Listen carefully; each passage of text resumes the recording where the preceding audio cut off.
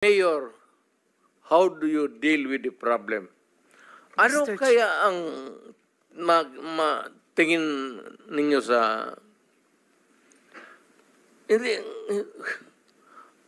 I'm sorry to tell you, I'm sorry to express to the nation. Unforgiving ako, hardliner, alam nila yan. Pati pulis alam nila.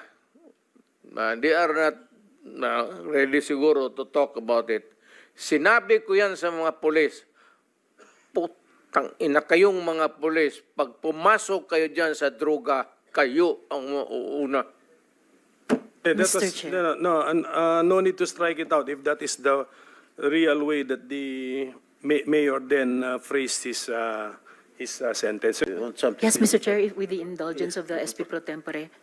Says Senator Risa? Opo, Mr. Chair, kasi siguro napansin, pati ng former president, yung shock ng lahat. Bakit, sir, yan ba ang trabaho ng pulis? Na pumatay ng mga suspected criminals? Sir, yung mic nyo. Pag dumaban. Bakit Iba po yung pagka-express kasi kanina, so I had to clarify. Salamat, SP Pro Tempore. Salamat, Mr. Chair. No. Hindi yan ang tanong ko. Talagang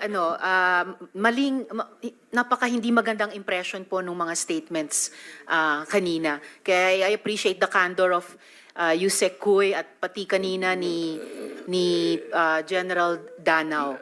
Look, ma'am, may I interrupt you? I'm done, Mr. Chair. Kindly. Itong mga to, ma'am, galing ito ng mga sa Academy PMA. Hindi ito mga bubo. Hindi rin ito papayag na utusan mo ng illegal. Doon yan sa Academy nila, sa PMA, they are from there to, yung ano talaga yung batas. Kaya pag inutusan mo yan, sabihin mo, patayin mo, sabihin, sir, mukhang hindi pwede yan, sir. I tried. Ako mismo, I tried. Ako, marami ako, patay mo, sir. Kulong mo na lang natin, sir. Total. Sabi ko siya, siguraduhin mo lang na hindi ma-release. Kasi gagawa ng kalukuhan yan uli.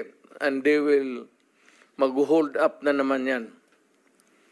Yan ang lalo na yung mga kaso na mag-knockout, tapos mag-rape, tapos magpatay, o